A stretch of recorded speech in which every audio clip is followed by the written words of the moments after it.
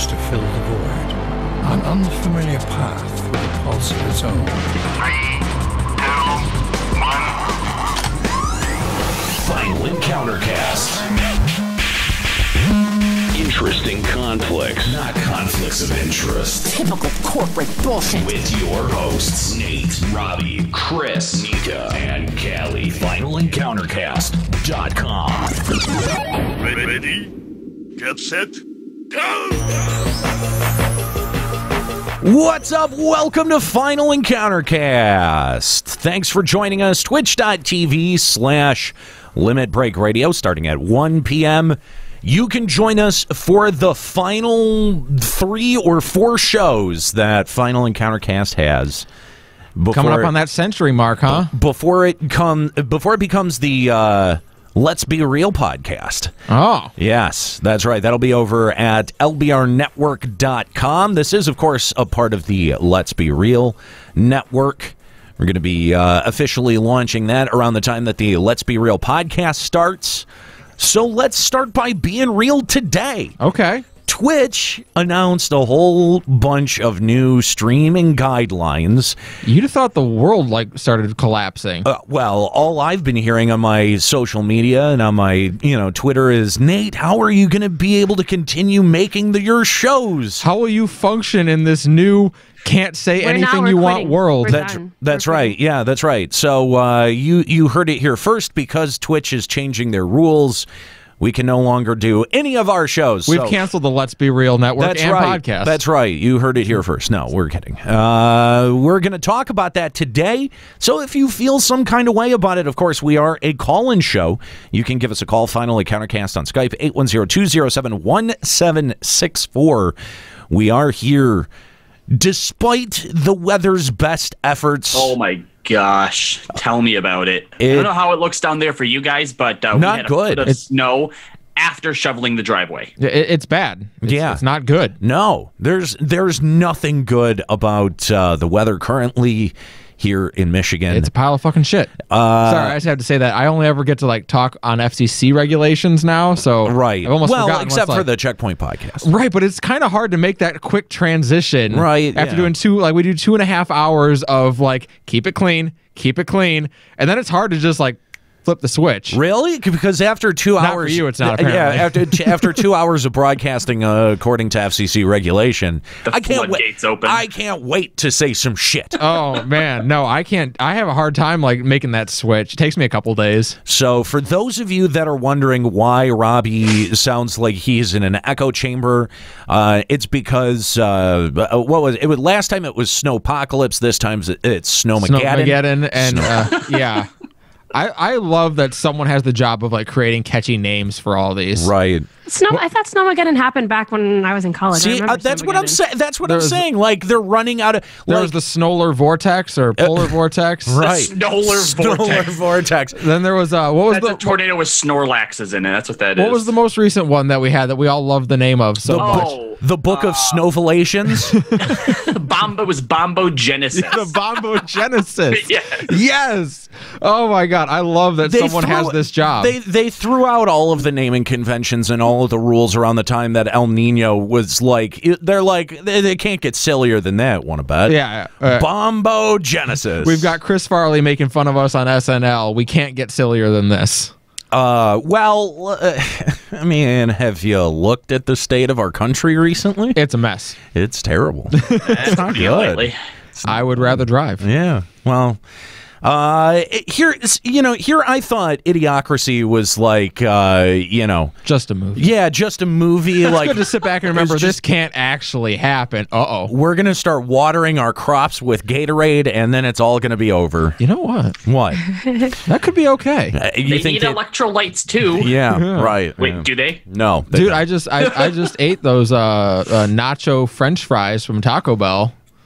Oh my God. Are those any They're so good. No, They're so good. What is wrong with Oh you? my God, they're so good. Callie, what is wrong? Why? Why I would wish you do Pat that? was here to back me up. Why would you do this to yourself? They're so good.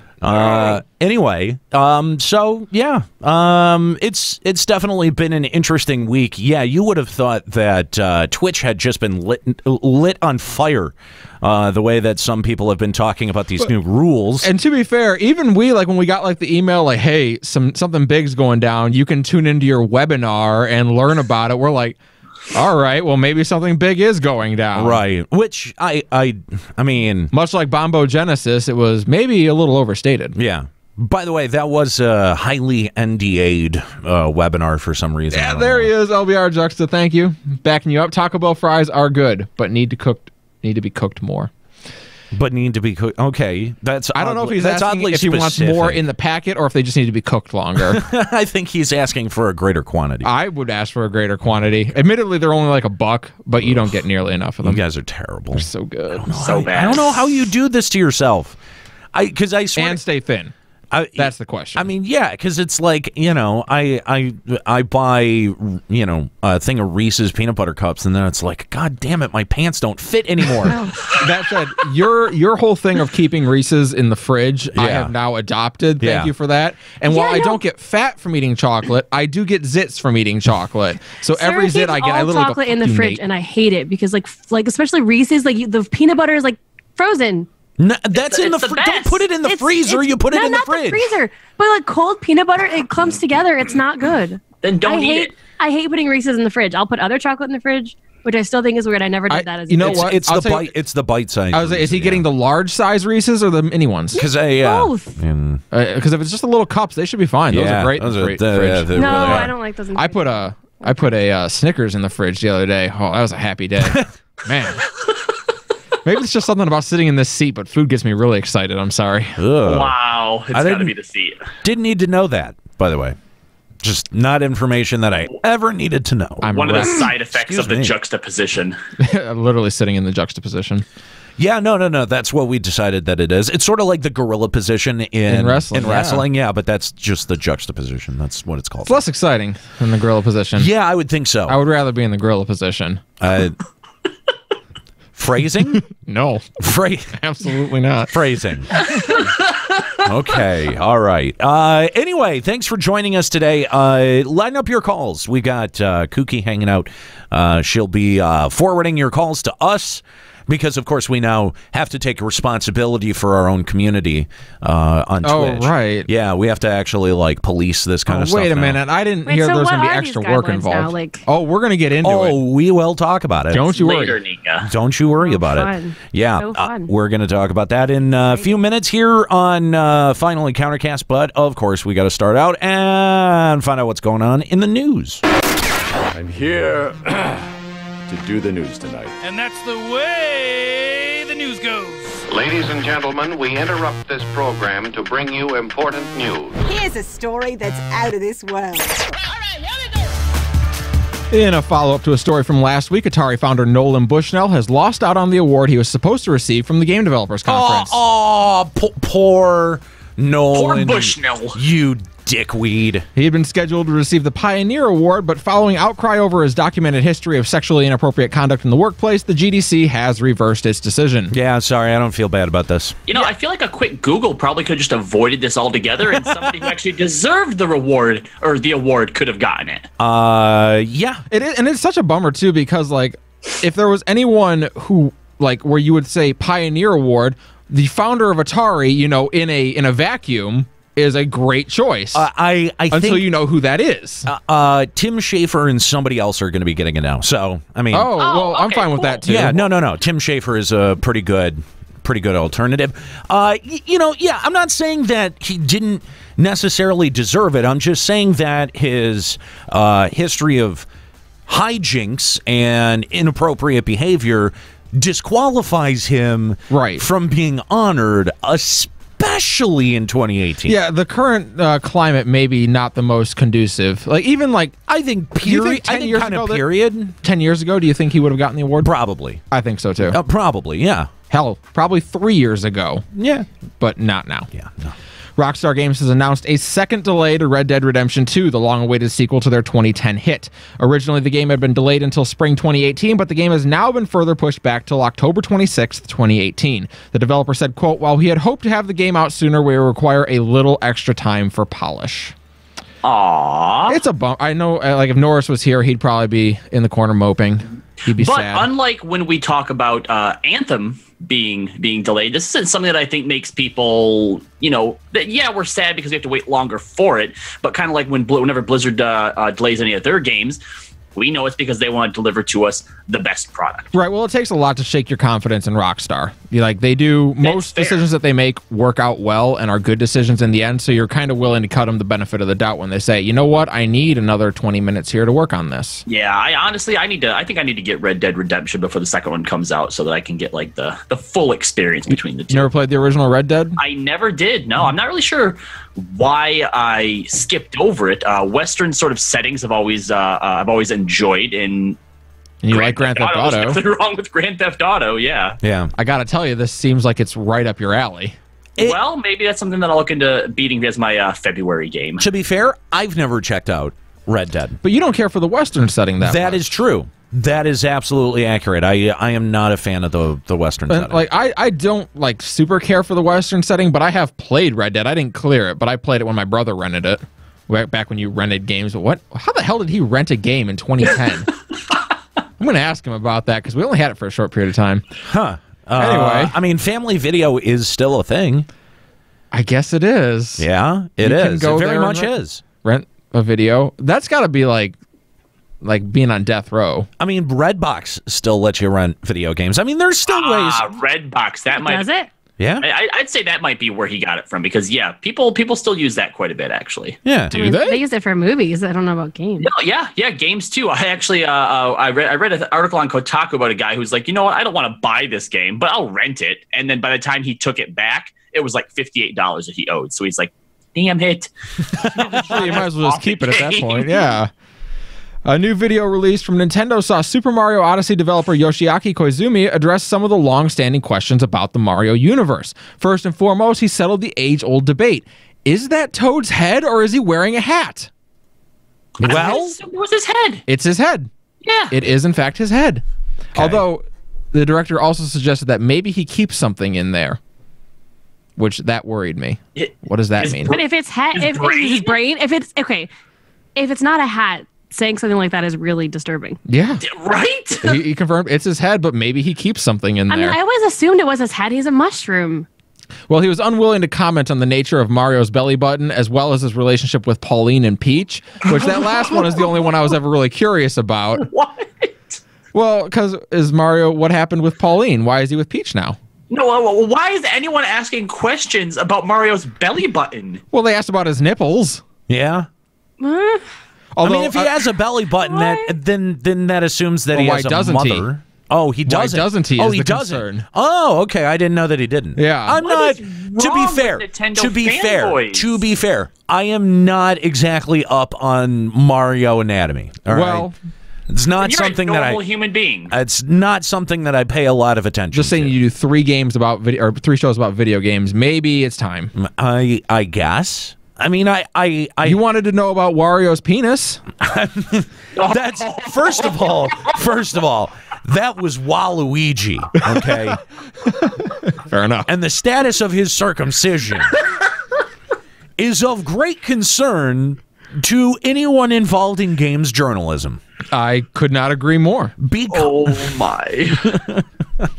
I'm just going to take it to a really dark place, but I'm not going to. Oh, he cautioned us. I'm not going to. I'm proud of you. Not in this era of new Twitch rules. I'm sorry, I just can't. Discretion is the better part of valor. That's true.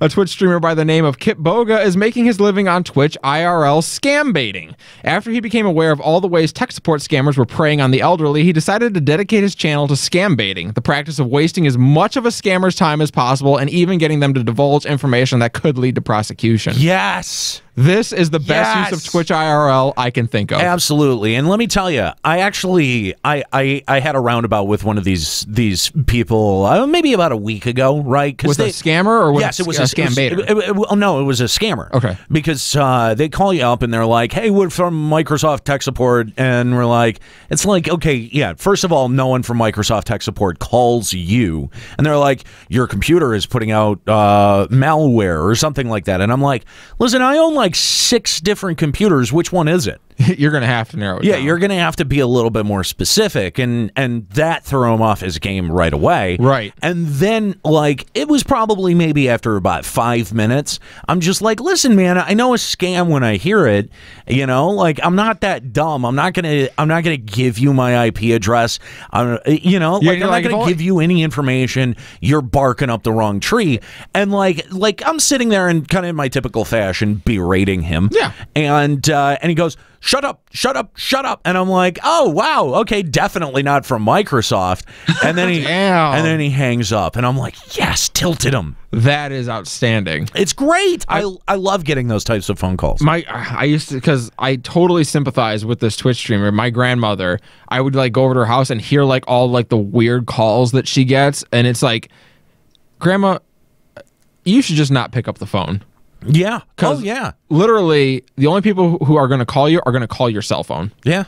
And I mean, people know, enough about you when they call to know, like roughly what your age and, gender and stuff like that. Like, there's enough public data out there about people where, there's a pretty good chance that there is some sort of profile on you when they're calling you. And the elderly get preyed on when it comes to it's horrifying technology and shit like that. Man, if a scambaiter ever calls me and calls me Miss Sloan, I'll fall for it. I'll be like, wow, this person knows me. Oh, okay, there we go. I would lose my mind. I get it to my cell phone. Like I get really. Oh yeah. Yeah. Oh, we get it on our landline all the time. But I mean, I chalk it up to I chalk it up to having a very common phone number. Yeah, you do. It's one of those where for a while it was sort of like the preset phone number for auto dialer software, and people would be shocked that I'd pick up the phone. Right. You know what I mean? Like it's like my phone. Like the last 4 numbers are 3434. I get a lot of calls. Right. And I just found out I have a doctor's office that is 1 digit off mine. I get calls like every other day. Trying to set up a doctor's appointment. I have a law firm that's 1 digit off of my number. You do. I feel like if someone was calling me thinking I was a doctor's office, I just start setting up appointments for them. Oh my god. Oh my god. I'm starting my own Twitch IRL stream. I mean, it used to be so bad that like back when people still used 411. Like one of the cable companies or phone providers had my number listed as the law office, so it'd be every goddamn day. Oh my god! And I'd get a call and they'd be really confused because I'd be like, no, this isn't the law office. I can't believe you didn't change your number. I tried to sell it to the law office. They wouldn't pay you for it? No, they wouldn't. How much did you ask for it? $5,000. You piece of shit. Well, if you I know who it is. Yeah, so they can afford it. First of all, yeah, the lawyer can afford it. Second of all, that lawyer's a piece of shit. He is. Yeah. He's like, oh my god, he's the worst. That's great. I can't. I don't want to say who it is, but anyway. But if you live in the Detroit area, on the off chance that he's a Twitch streamer, I can't say anything. Right. But he's not a good person. I have to make a whole bit out of like things we're not allowed to say anymore. I know, right? Like, oh man, how are we gonna do racist roulette? Quite easily. We're talking about imaginary races. That's true. In a we're just video spinning game. a wheel and it's not. Yeah. It just sounds bad. Just like everything about it sounds bad. If you have no context for the bit, it just sounds bad. Anyway, sure. but people would be very confused because they'd be like, well, but I called 411 and I got, I got put through to your number. I'm like, listen, 411 is wrong.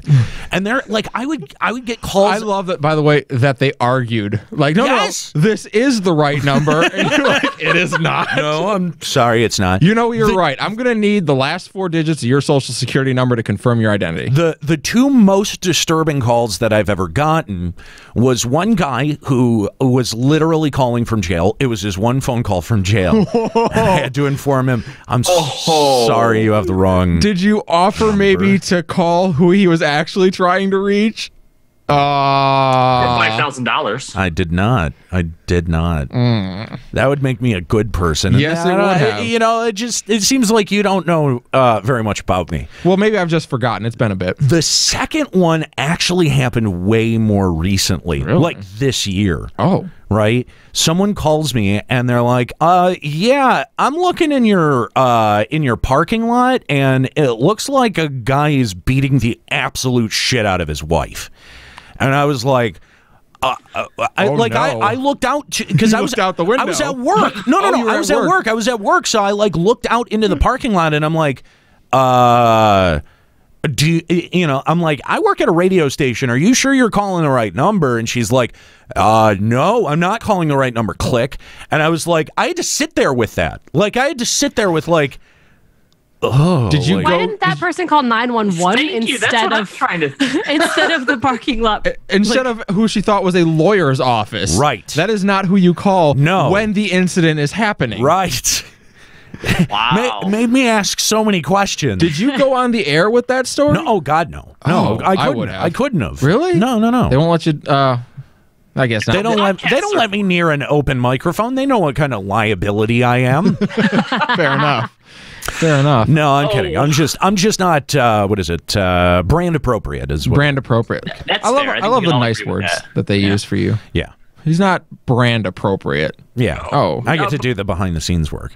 Now, Callie, before you go on to this next one, everyone, please prepare your butts. Okay. Oh no! Literally. And also, open up the story to look at the pictures as he's reading this. Don't do it. No. Literally, what? I was reading the story. What? There are pictures? There are pictures. No. You can see it. There are pictures of this, and as I was reading this, I found myself thinking, dear God, why? So in a story that makes me question why I agreed to come back today, a man in China was rushed to the hospital after his rectum fell out. Doctors believe the prolapse was caused by... Go back. After his rectum fell out. After it fell out and left his body. Doctors believe the prolapse was caused by an existing condition being exacerbated by gaming on the toilet. Oh, no. So remember... You know what? I don't actually know what the lesson is here. Oh, no. Don't play video games ever, especially on the toilet. No, my question, did he, lose... Did he, lose something important? Did he, die? His rectum. No. I find it important. That's not what I mean. No, I mean, was he playing something and did he, die, and so, it made him clench a lot?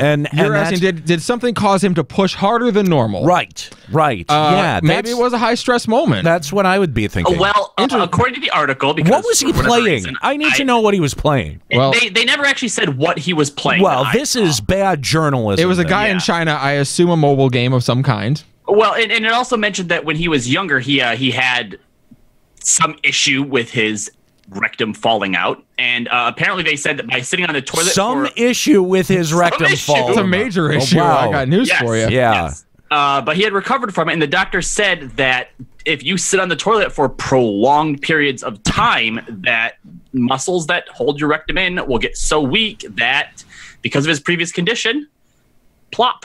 I gotta tell you, toilets I wasn't even getting... aware this was a thing that could fall out. Well, it's normally it isn't. You have to have some form of probably defect inside of you that allows that to become loose. Nika, I feel like or you get pounded in the ass too much. Yeah, your depth of knowledge when it comes to porn is not great. Not No, I would say probably not. Yeah, no. It's because that's Nika. I'm gonna send you an article about cervical prolapse. I mean, imagine if you stuck a baseball bat up there enough, it'd probably fall out. I mean, I still didn't even think that would have been a thing. Like, I just thought that was attached to you. Well, it didn't literally like fall and just like leave him completely. It was still attached to him. I have to imagine that it just feels like dangling there? Like it feels like a poop that is just you can't. It's like you can't cut it. Do you think it was satisfying? No, that wasn't the right word. I mean, maybe for a moment. For a moment. The horror sets yes, in, he that's had to right. Be like, whoa, thank heaven. Because I mean, at first, like it might, like I don't know, like. Well, yeah, we can only speculate. I've never had my rectum fall out. It may feel like the most satisfying poop you've ever taken. Could be. and then it's sort of like, well, wait, but it's like sort of like how like sometimes your cat or your dog will get a turd stuck in its fur and it like panics for a second. It's like, it won't go away. Normally this just goes away. Yep. I have to imagine that that's a little bit like what it like that panic feeling is sort of what you must feel. And then even more as you like start like swishing around. And then maybe you try to, oh my God, I never even thought about that. Like there's got to be a sensation in the water too. I don't know if it has does your rectum have nerves? I mean, I don't know if you can feel it. I'm sure he felt it. I'm assuming it. I'm assuming that it. Yeah, I'm assuming that it does. They did perform surgery though, and he is recovering. So they put his rectum back. Well, that is fortunate. I only saw one person in the chat make the rectum damn near killed him joke. I thought it'd be way more than that. Did you know that I used to have a band that was called Rectum Damn Near Killed Him? No, I did not, but I'm not in the least surprised. It was a Slipknot parody band. Oh my God! There were 18 members. We never practiced anything. There were 7 drummers. What? There were 7 drummers. Then what kind of band was this? Like I said, it was a Slipknot joke band, and all of us had different masks, right? Okay. There were like 4 people that would scream. There were 3 designated people that would go out into the crowd and start fights. That was their job. That was their entire role in the band. Was that your job? No, it wasn't. Oh, what were you? I was screaming into a microphone unintelligibly. Makes sense. That sounds like Slipknot. There were never any lyrics written. Like we just went and made noise into a microphone? Yeah. Oh, yeah. Oh, and we would like burn Bibles on the stage. Okay, I think you're confusing riot for a band. I think you guys were just rioters. No, like you burn stuff, you scream, you start fights. That's a riot, Nate. By definition. But it was the thing is that we would try to get on shows that were like the under 18 shows. So like I don't know if you ever went to a show at the Wired Frog. No. I can't say that I have. We were like 18. We were like not that. This was not like 3 years ago. I wasn't 30 going and starting fights with 16-year-olds. Right. Okay? You were 18. I was 18 at the time. But we would try to get booked on like younger punk rock shows and just see how long they would let us play before they would kick us out. This is amazing. Literally, I came into work the other day and my coworker is like, "Hey, Callie, help us settle a bet or help us settle a debate." And I said, "Okay." He's like, "We're trying to figure out whether or not I was in a gang when I was young." And I'm like, "Okay, do you think you're in a gang?" He's like, "No, I don't think I was, but he does." And I'm like, "Okay, tell me about this group." I'm like, "Was it a group of people that got together to do illicit activities?" He's like, "Well, we dealt drugs." I'm like, "Okay." Did you have a name? He's like, "Well, we had a name and a brand." Okay. Yes, you were in a gang by definition. Like, yeah, we had this one time where we went and dug through a bunch of dumpsters and got all the like plastic lids from like pills, and we melted them down into little gel capsules and took them down to Florida to sell them as fake LSD. And I'm like, and you're really asking me whether you think you were in a gang? He's like, "Yeah, well, nothing happened. Like, the guys who bought it from us bought it with fake 20s. I'm like, "You realize you didn't actually commit a crime? That's a wash." You sold fake drugs for fake money. He's like, "Yeah, but then we came back and used the money to buy real drugs." I'm like, "Okay, well now it's a crime. Damn it." So he's a very interesting guy. He's got amazing stories. I'm like, "Whatever happened to the rest of your gang?" He's like, "They're all dead or in jail." I'm like, okay. Then yeah, it was definitely a gang. That's definitely a gang. Like, I don't know why you're confused about this in the slightest. You were definitely in a gang. So that was interesting. Well, then. I didn't think I was going to have a chance to tell that story today. It just happened to fall into my lap right there. And fortunately, not into the toilet. And we bring it full circle. And we're full circle, exactly. Activision generated nearly $4 billion with a B dollars on in-app purchases this year, the bulk of which came from King and its Candy Crush games.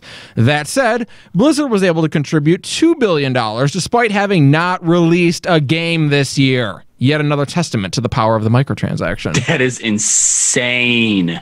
Now, that's not to say that's all on microtransactions. It's from their game sales, but they didn't release a new game this year. That's a lot of money. That is crazy. Well, but I mean, like, you know, Candy Crush and you know, mobile games kind of, you know, they make a fortune. But I mean, that's built into the function of them, and the exchange on microtransaction in a mobile game, I think, kind of makes more sense than it does for a AAA game. Absolutely, it does. You know? Yeah, if people are going to tell me there's microtransactions in a mobile Kelly, game. Yeah. That is $4 billion on just microtransactions. Activision-Blizzard's full net revenues for last year was $7 billion. Correct. They had a full $7 billion, $4 billion of which from ActiBliz came off in-app purchases. Dang. You ever wonder if like Blizzard just has like a secret underground lab where they're just like, I don't know what they would do in there, but anything they would just like have if pictures of the Blizzard headquarters? I've seen yes, but I mean, like, you don't like. I think if my annual profits were in the area of about $7 billion, I would have bought an island number with a B. I would have bought an island with a skull in it, and for no reason whatsoever, it would have had a missile silo. I don't think I even would have put a missile in there. You'd have your own volcano headquarters, right? Yeah, absolutely. I bet that all of those things exist under the Blizzard headquarters. Somewhere deep down in the subterranean, I would totally believe that. They've got some weird spin-off company that has like Skull Crusher Mountain, effectively. That would be awesome. That would be. You'd respect that. Yes. You would respect the hell out of that. Oh, yeah. No. Yeah, Blizzard makes a ungodly amount of money. Right. It is weird, like because we sit back and remember, like all these Overwatch League teams had to buy in for $20 million. Oh, no, not $20 million. Think about it. That means the entirety of the Overwatch League buy-ins attributed to less than 1/20th of their annual revenue. They kind of almost arbitrarily made a stadium for this. Oh my gosh! They were just like, build it and they will come. All right, Field of Dreams, let's do it. You know, when we were criticizing Blizzard for wanting $20 million per franchise, we're like, Blizzard, that's a lot. They're like, is it? Is that really what it is? We've lost all sense of proportion. We have no idea. We just don't know. You remember in the Resident Evil movie they did when they go down into the hive? Or is that what it's called? The Hive underneath Raccoon City? And it's this ultra futuristic sci-fi lab. Yes. That is exactly what is sitting underneath Blizzard HQ.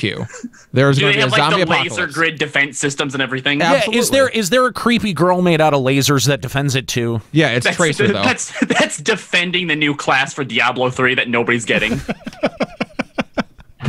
Yes, absolutely. Oh, man. During an earnings call from Take-Two, we learned that NBA Live 18 and GTA Online set company records for microtransactions. Commenting on the success, CEO Strauss Zelnick said, quote, "We're focused on players, not payers. Giving people great content for free is part of what is making GTA Online so successful. When you create great, compelling content, the monetization will take care of itself." And in that, he's not wrong. Yeah. GTA Online is kind of proof positive of that. Yeah. It's kind of hard for me to be mad at Take-Two and the GTA Online because, again, not that I've played it, but I've seen so much great things about it. I mean, the most recent trailer for the Doomsday, whatever it was that they added to the GTA Online, looks fascinating. And I've never actually heard of the microtransactions themselves, so it's hard for me to really hate them over it. I think GTA Online's microtransactions are pretty benign. Yeah, well, most of their major content comes out for free. Yeah, and that's the thing, is that there is a cost benefit, right? Like, you get the majority, all of the GTA Online stuff is free, and then, microtransactions are there if you want to partake in it, and, that optional market does very well. If only some other online company would come to realize that their online game would function better on this model. Well, yeah. Oh, I'm sorry. I've been gone for a while. Am I allowed to say that still? Yeah. Okay, good. Just Yeah. But, I mean, to your point, EA could take some cues here. A lot of companies could. Yes, but EA especially. Yes. But I mean, you look at the way that microtransactions are valued differently between something like GTA and Star Wars Battlefront 2. Absolutely. You know what I mean? Yeah. Like EA knows the value, and I think Rockstar also knows the value as well.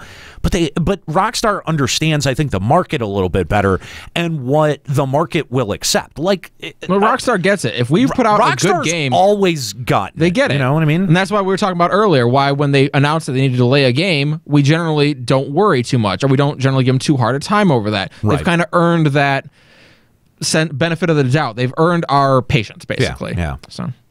PUBG Corp remains committed to rooting out cheating in its community. They banned over 1 million accounts in the month of January for cheating and dropped a new patch to detect potentially cheating software. Unfortunately, that software will pick up Reshade, which is a popularly used tool for improving game graphics and performance, but as it modifies the game's files, it will be caught in the new patch. Worth noting, however, you'll not be banned for using Reshade, but you won't be able to play the game until you uninstall it, which, by the way, fair. It is exactly the right way to handle that. I can't tell you how many times in the past people get caught up using benign software that just happens to modify the game's files, and they have to deal with a ban over that. Right. Thank you, PUBG Corp, for getting out in front of that one.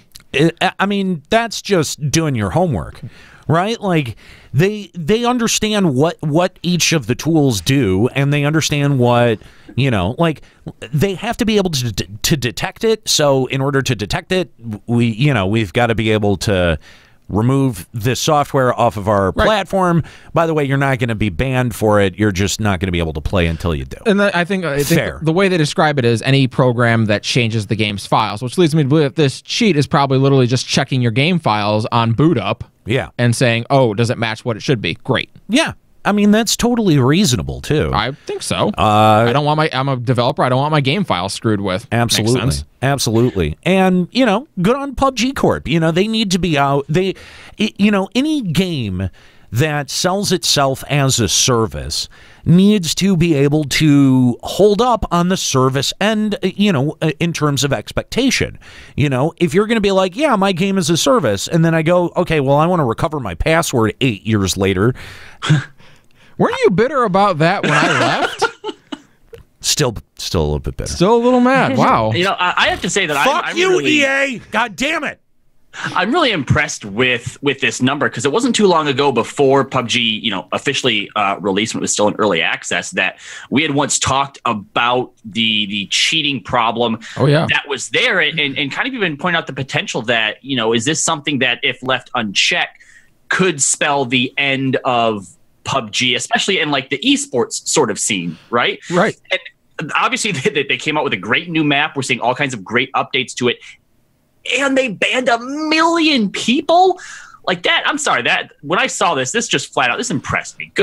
Good on PUBG. It is impressive, because you're right. They definitely had a cheating problem, and it's the same thing that Overwatch dealt with, the same thing League of Legends dealt with. Every major online game goes through this wave of people wanting to circumvent their rules, and it is good on them to really dedicate themselves to taking care of that problem. And of course, you can still go on. There's always going to be people who cheat and try to ruin the game in some way, but if you're staying on top of it, you at least don't feel like the publishers just hung you out to dry after you've invested in their game. Fair point. In the wake of the announcement of Dark Souls Remastered coming to the Switch, news has leaked of 2 more Switch-exclusive titles. One is Ridge Racer 8, but the other one is a bit more intriguing. A developer for BandaiNamco let slip through their LinkedIn page that they're working on a, quote, unannounced IP first-person shooter/adventure title exclusive to the Switch. And later in the week, word leaked that the title is, in fact, Metroid Prime 4. Oh! Wow. Very cool. If it is Metroid Prime 4, that's awesome. I would really dig a Bandai Namco take on that. Oh, I so need to get a Switch now. And that's what I mean. It's just another example of the Switch putting out something good. I was already super excited. Just the whole first-person shooter adventure, that genre, I think, has always gotten me. Of course, before we knew that it was potentially Metroid Prime 4, my mind at least jumped to Fallout-type stuff. Now, obviously, I didn't think it was going to be Fallout itself, but those games always do so well, and they've never really been able to get Metroid right as a first-person shooter, have they? No. I mean, some people like some of the Metroid Prime games, but for me, there hasn't been a great one since like Super Metroid. As much as I love Super Metroid, like that was the last one that I thought was like really good. Is it weird to anyone else that Bandai Namco is the one developing it? Have they been? See, I don't know that much about the Metroid series. I don't know Who normally publishes the Metroid? I want to say it's a Nintendo, isn't it? Like I thought it was an intrinsically. Because what is Bandai Namco known for right now? Tekken, Tales of what else? Yeah, usually it's done straight out of Nintendo and Retro Studios. Yeah. Interesting. And I mean, Bandai Namco, it does, like a lot of like publisher for From Software. Yeah, From Software. Fighting games usually is them.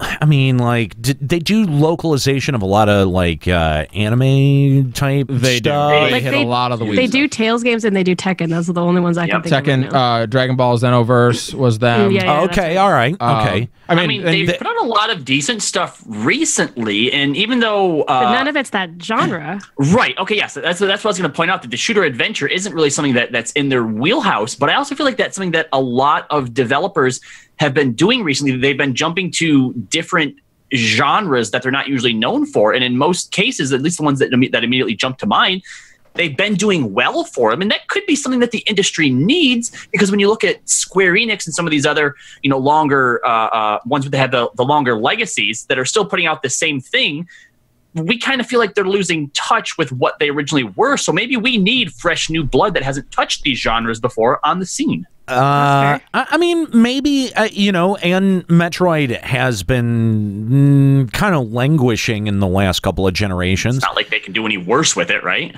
Well, there are people who love Metroid Prime. I didn't think it was very good. I mean, it's notable if for no other reason than Bandai Namco is taking over development of it. I think that's definitely unique. The last shooter that they did was a game called Get Even in 2017. I do not remember Get Even at all. That is not a name that rings true to me. Nope. Capcom Vancouver, best known for its Dead Rising games, has been hit by a string of layoffs. The layoffs coincide with the cancellation of an unannounced game, though interestingly, they haven't specifically said Dead Rising was axed. Estimates are about 30% of the staff was affected by the restructuring. That sucks. Yep, and that's not necessarily 30% was laid off. 30% were either moved somewhere else or restructured in some way. So that sucks. Am I crazy, or did they announce a Dead Rising game not that long ago, like maybe a year or two ago? Or is I don't think you're crazy. No, I think they did. Or was that like a Dead Island or some other kind of fucking something? Yeah, like I feel like the name might have been similar. Dead Rising 4 was in 2016. Okay, maybe I'm wrong. What I'm thinking of is a trailer of a guy jogging and killing zombies at the same time. What is that? Dead Island? Is that Dead Island? What is that? I remember what you're talking about, because no, it's a lady who's jogging, and like the zombie apocalypse is basically happening behind her as she's just jogging around, right? Because something like that. Yeah, was that Dead Island? Someone says Dead Island 2. Yeah, that's Dead Island 2. Yeah. Okay. All right. Fair enough. Maybe. Hey, do you think maybe the zombie genre is a little done to death? Let's see.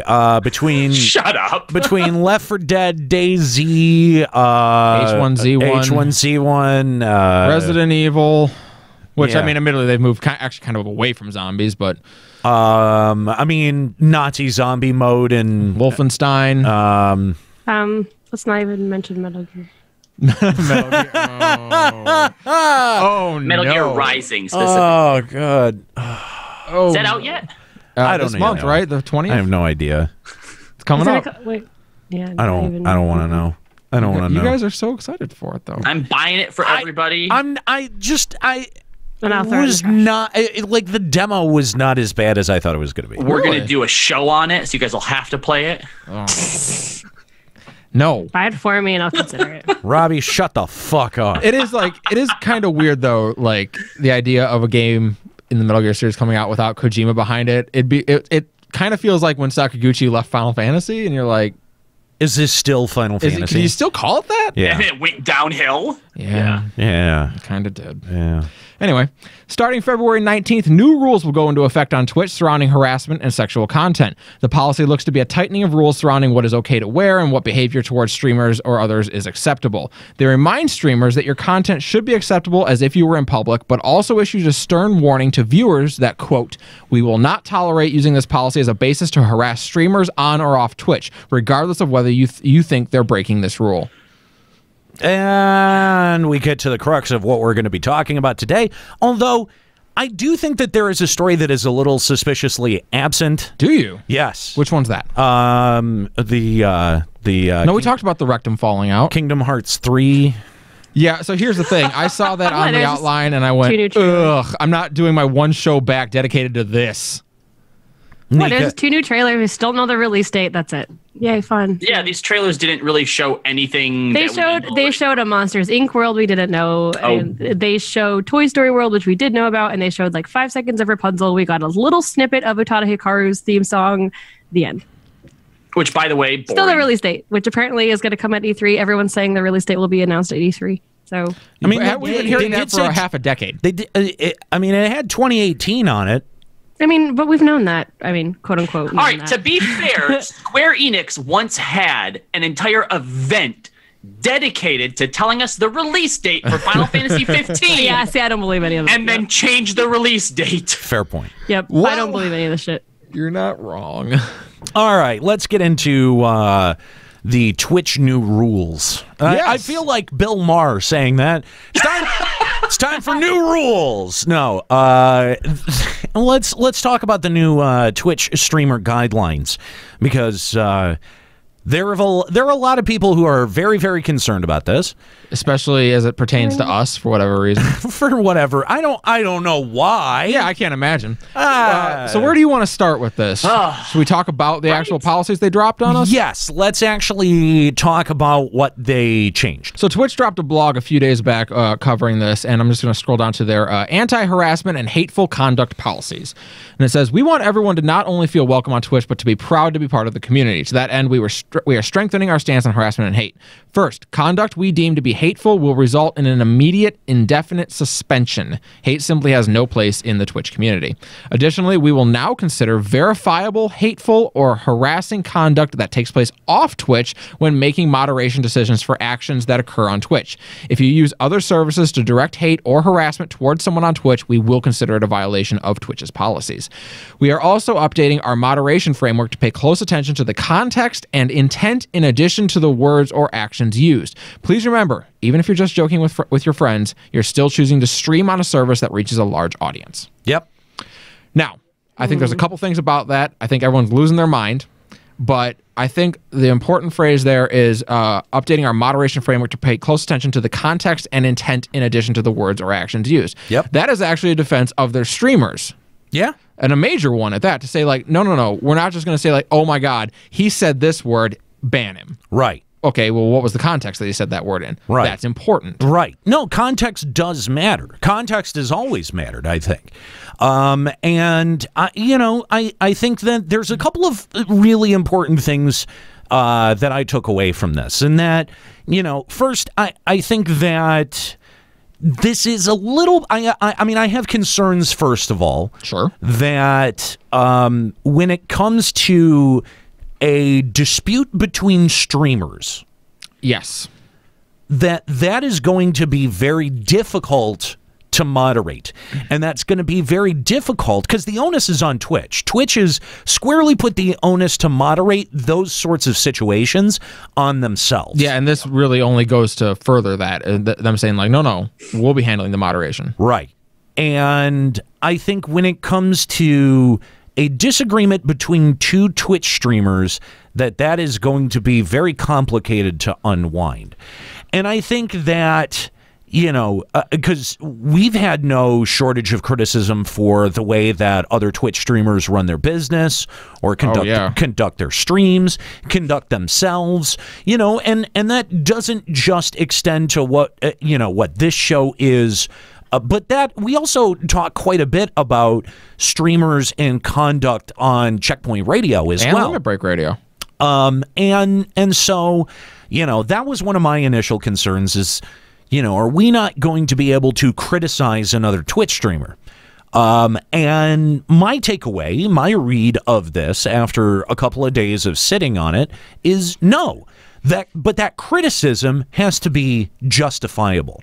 Right. Criticism and harassment are very different. They're very different things. Yes. Right. There's a big difference between having a criticism, a valid point, right, and then something like, say, let's encourage my stream followers to go over to his channel and make his life hard. Yes. Which is something that we've never done. No. For all of the cues that we've taken from Opie and Anthony over the years on any number of our programs, we've never, the whole idea of the having a army of pests that you can throw at something you don't like, that's never been something that we've encouraged. No, we've never gone there. Well, and I think that we've always been really good at walking this line too, because I don't think that we've ever gone so far as to be hateful towards someone, right? We do have our criticisms, obviously, and since we do have the whole shock jock thing going, we like to spice it up a little bit. But I feel like, and people in the chat, correct me if I'm wrong, but I feel like we're always pretty good at walking this line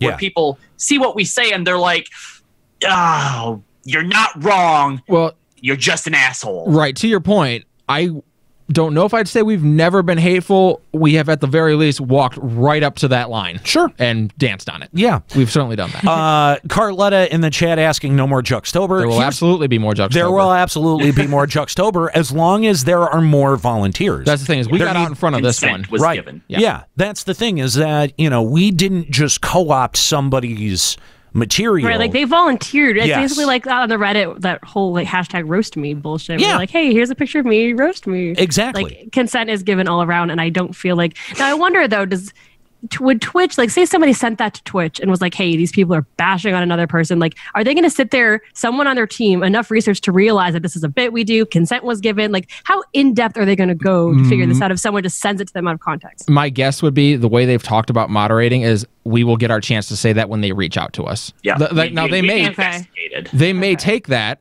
the clip and say like, oh no, we absolutely do have to act on this, but a step in that is reaching out to them to understand like, hey, what are you guys doing? Oh, no, that's a bit that we do. Yeah. People send us their stuff to tear into it. And they'll go, oh, okay. And I think that this comes to my second concern, which is, and this is a concern that actually has its roots in broadcasting.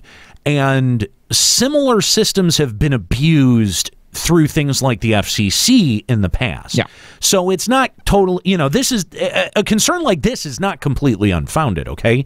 So my concern is that there are going to be people who are completely uninvolved and hear a bit like Juxtober and feel like they need to send a report on behalf of someone who sounds like they're getting the shit beat out of them on air. Especially in the maybe not down the line, but in the wake of these new rules and stuff coming out, there may absolutely be someone who hears it and is like, oh, you know what? Under the new rules, that ain't gonna fly. This is exactly why they have these rules. We gotta squash this stuff.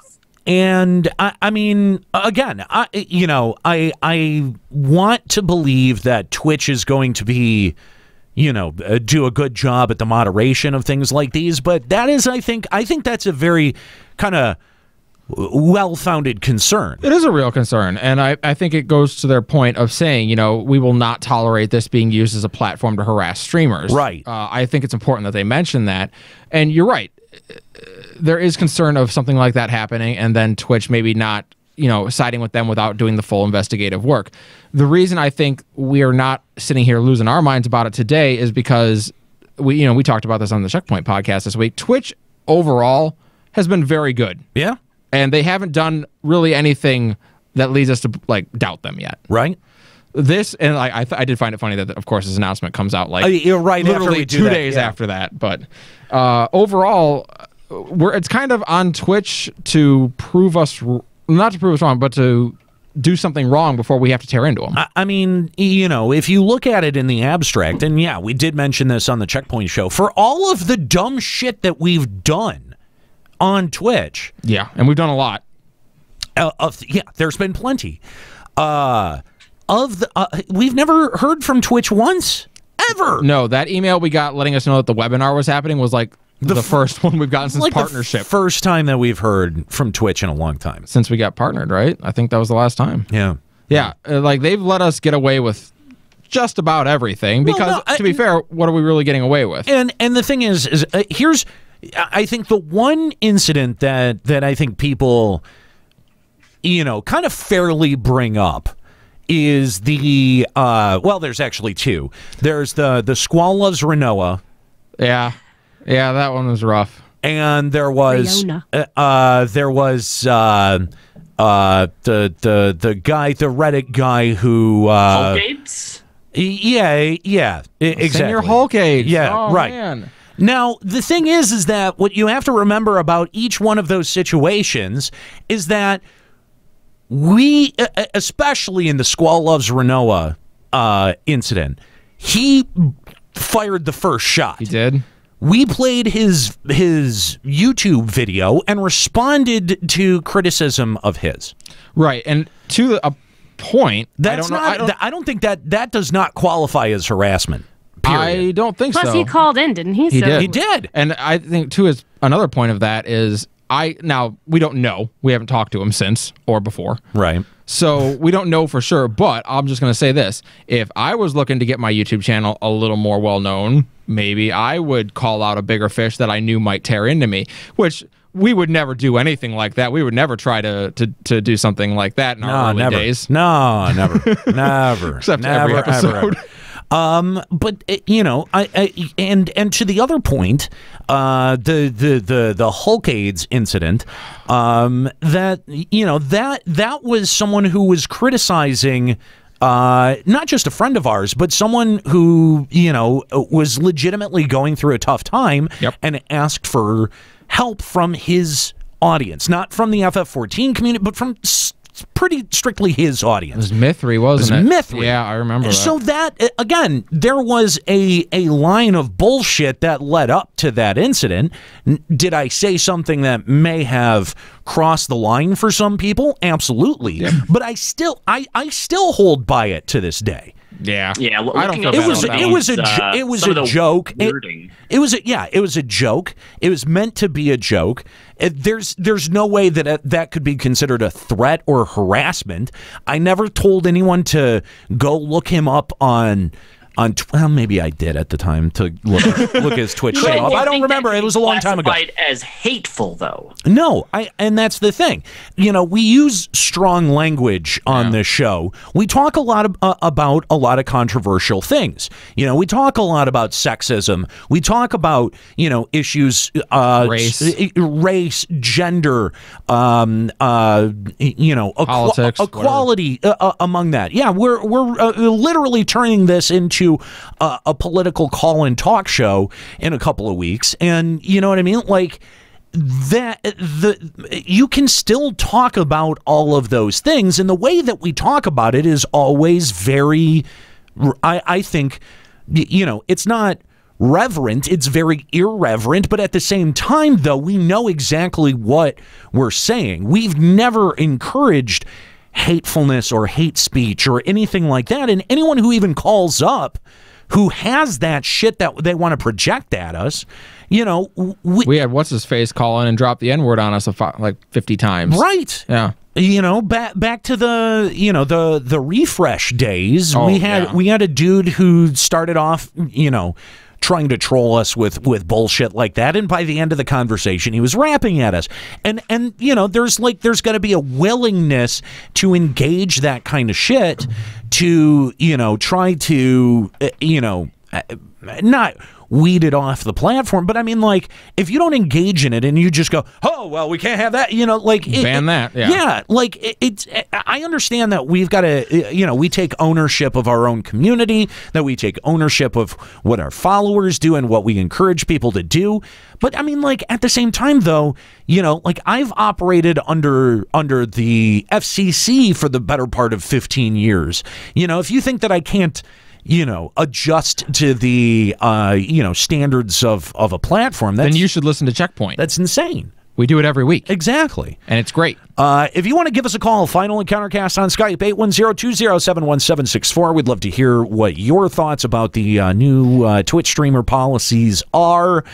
Maybe you're a Twitch streamer. Maybe you're just a fan of watching Twitch streamers. We want to hear from you. Final Encountercast on Skype, 810-207-1764. If you're on Discord, you can call in on Discord too. That's limitbreakradio.com/Discord. Do you have any moment or bit or segment that you would take back since a Radio Reborn?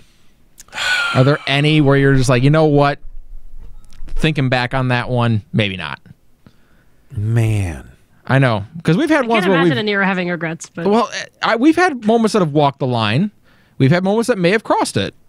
I'm not sure I would take any of them back. No, I don't think so. I stand by, I stand by my comedy. I think I'm kind of in the same place. Like, there are moments where I've had definitely ones where I'm like, all right, we won't do that again. I've had, those kinds of moments where like, that didn't quite go the way we wanted to. We don't need to do that again. But that's like a bit not flying though. That's different. Yeah, I think that's a lot different. That's true. We're talking about something that I had a moral crisis of conscience about.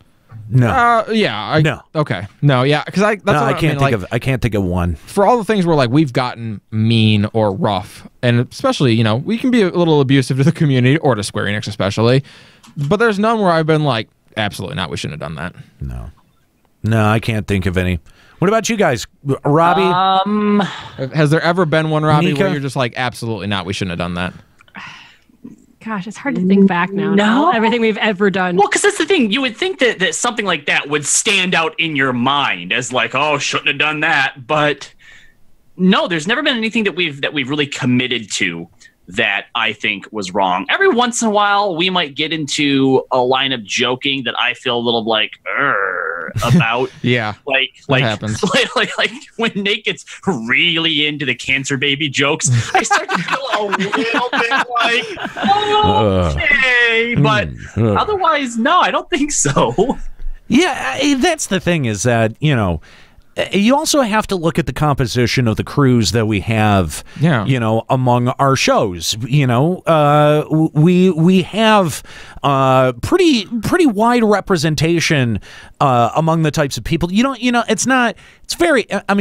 does happen where there's just, four guys talking, to each other. But I mean, I think that to really encourage hate, that there's going to be an exclusionary part of it. And what we do here at the channel and through our brand is we have a very inclusive sense of humor where it's sort of like everyone takes a turn in the ringer. It's the South Park theory to comedy. And the thing is that I've had people come up to me and tell me, listen, man, I am on the spectrum. And when you make autistic jokes, it doesn't make me feel bad or singled out. No. It makes me feel included.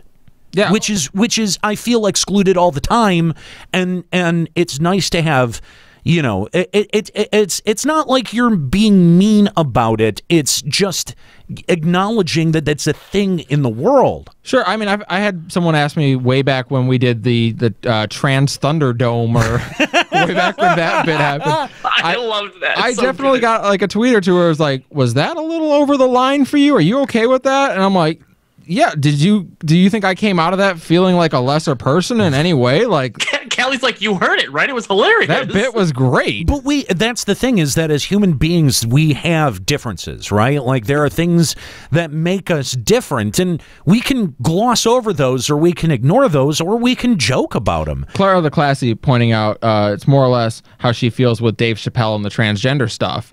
You know, those were jokes where, you know, the right person would be, or the wrong person could be offended by that easily. Sure. But I sat there listening to that bit and just went like, oh, apparently it's my turn in the barrel. And it was funny as hell. I mean, remember when every single time we used to bag on each other, there'd be some post talking about how Limit Break Radio was breaking up? Yeah. I feel like they would always just talk about how, like, oh my God, there's no way that this was a bit. This is totally legit. Like, they all hate each other. And, well, that's what Nate, like, we do. I mean, what we do. But Nate, that's what you're talking about when you talk about it being inclusionary. That's how we get that inclusionary element of when we make those jokes, it's always at the expense of someone in the room. Exactly. Yes. And that's the thing, is that, you know, you're right. We did get that a lot early on, where it was like, no, there's no way that this can sustain itself. Was this the last episode of Limit Break Radio? They did that so many times, like multiple posts, multiple times. And the thing is that it was like you know, we got labeled as misogynist because we would make jokes at Nika's expense. We got when we did the Row Lives Matter, we got racist. Racist, for that. yeah, because you can be racist to a that wasn't even like a bit. That was like an offhanded joke that we glossed over in like 2 seconds, and then all of a sudden it became. That was literally Nate Young. We get it, Nika. Rogan and Lives Matter too. Right. That was that joke. Right. And then, I mean, you know, like, that's the thing, is that we've had so many labels put on us because of the way that we joke. But that's the thing, is that if there was an actual problem, or if someone felt singled out or uncomfortable, we would say it. Like, you know, like, we have that sort of relationship with each other where, you know, we talk things out. Yeah. Nuclear Theology pointing out the episode when Callow started the episode sounding really scared and Papa Woody threw his headphones. That, I think, was like the only time people could legitimately believe there was an actual problem. We sold the shit out of that. Pointing out all the times, like the time where you guys were like bagging on me, like for like interrupting me when I was telling a story, and I was like really offended. But then see, that one wasn't planned, and it wasn't. And the thing is like, yeah, there was a little bit of misunderstanding, and then, you know, we are good enough friends that after the show we talked it out and realized what happened, and that was it. Like, that was right. Yeah. That's. Problem's over. We move on. Friends. Right. Yeah. Like, I don't know. You know, and again, you know, it is, you know, like, I think that's my approach to humor, is that if you're not making fun of someone in a humor setting, then you are excluding them, right? Yeah, absolutely. You know, I've heard this so many times about you know, people who make jokes about, you know, disabilities, right? And if the jokes are good and they're not cheap jokes and they're not stupid and you're not just punching down, then you know what? It's fucking funny. In Juxtober, I did like 2.5 hours of blind jokes. Like, you're right. Is that you did? I did. Like, and do I feel some kind of way about that particular host? No, that was part of the bit. You signed up to be on Juxtober. We're going to whatever we can find. How many different ways can we call Chris fat? Oh my God. Excuse me, Callie, hateful conduct. Under the lines here, it says you cannot make fun of people's disabilities or medical conditions or physical characteristics. But what if there is consent given? There's nothing. Then I would assume that, because Arjun Esper says, here's the thing. If it's consent, if I say you guys make fun of me, like you point out on that Reddit, roast me, is it really hateful then? Are they making those comments out of hate? Not really, because I feel like that would go into the whole context and intent, right? Arjun Esper in the chat says, blind here. I fucking love blind jokes. Thanks, Callie. At least that's what I assume he typed out. I don't know how he typed it out. Yeah, I mean, I assume his brother typed it for him. Okay, that makes sense. Text-to-speech is a thing now, Robbie. Oh, that's true. Yeah. That's true. Yeah, you can just say it into the phone. But it got like all the grammar and everything right. Like my text-to-speech is pretty damn good, I will say. Like, I can say characters from video games, and if I say them in the context of like being together, it will uppercase them and spell them correctly. Wow. That's like if I talk about the band Korn, it will actually spell it with a K and uppercase it. That's scary, actually. That's kind of terrifying. Is the R backwards? Well, no. Oh my god. Well, we'll put a K then, and uppercase it and not a CO. Well, then they didn't get it right then. That's right. You got to have the backwards R. That's what everyone remembers about corn. That's right. 12 years of shit when music. this first started coming out, and I was, hearing first the rumblings about it, and then, when I sat down and looked through it, I was still kind of split either way on it. And I think, sitting here talking about it more, I'm more and more for it. But originally, what it had kind of sounded like is I felt like they were trying to specifically root out hate and misconduct. And the first sort of situation that always came to my mind was you have the guys who start harassing the girl streamers because, they're stealing my viewers, right? I can't dress like that. And, it's the unfair advantage. First of all, yes, you can dress like that if you have the confidence. Yeah. If you could man up, you could. That's right. Yeah, and so one of the things that when I was thinking about that, I'm like, all right, it's cool that they're trying to snuff that out, but I also felt like they were trying to play both sides by also including also we're cutting down on, what's the terminology they use for it? Sexually suggestive content. Now, here's the thing, is that... Does that mean booby streamers can't exist, or does that just mean you can't, sit there and, okay, let's hear what they have to say about it. Let's get specific on that. So, on sexual content, they say, Twitch is an open global community with users of many ages and cultures. Because of this, it's important that your content is not sexual in nature. We're updating our moderation framework to review your conduct in its entirety when evaluating if the intent is to be sexually suggestive. We'll be looking at contextual elements such as the stream title, camera angles, emotes, panels, attire, overlays, and chat moderation. Offering access to prohibited sexual content such as lewds, in quote, on Twitch remains prohibited. Attire in gaming streams, most at-home streams, and all profile/channel imagery should be appropriate for a public street, mall, or restaurant. As a reminder, we will not tolerate using this policy as a basis to harass streamers on or off Twitch, regardless of whether you think they're breaking this rule. Basically, what I'm hearing... I'd actually like to add something to that really quick off of their actual guidelines. It says, for example, for a fitness stream or an IRL stream from a location such as a public beach, attire appropriate to those public contexts is allowed, such as workout clothes or a swimsuit, respectively. Right. So, so basically what they're saying is if you're streaming video games, wear fucking clothes. Yeah. That's all I'm hearing. Yeah. Don't, and wear what you would wear in public. Yeah, it's providing links to what if you're someone there's cosplay streams and there are people who do lewds on their Patreon. Are you not allowed to link them to their Patreon to go get lewds? Probably not through Twitch. Well, actually, linking to your Patreon isn't wrong. I think what they're saying is that you can't advertise that there are lewds on Twitch. Right. Okay. And someone had also pointed out, I think it was Skuro, was like, what about people who do cosplay on stream? I think in that particular instance, if you're actually making your cosplay or whatnot, that's pertinent to what you're streaming. That so is long as it's properly labeled, categorized. It is contextual. Cosplay stuff is considered contextually appropriate attire. Right. Yes. So there's a League of Legends streamer by the name of BoxBox who is a Riven one trick. Only plays Riven.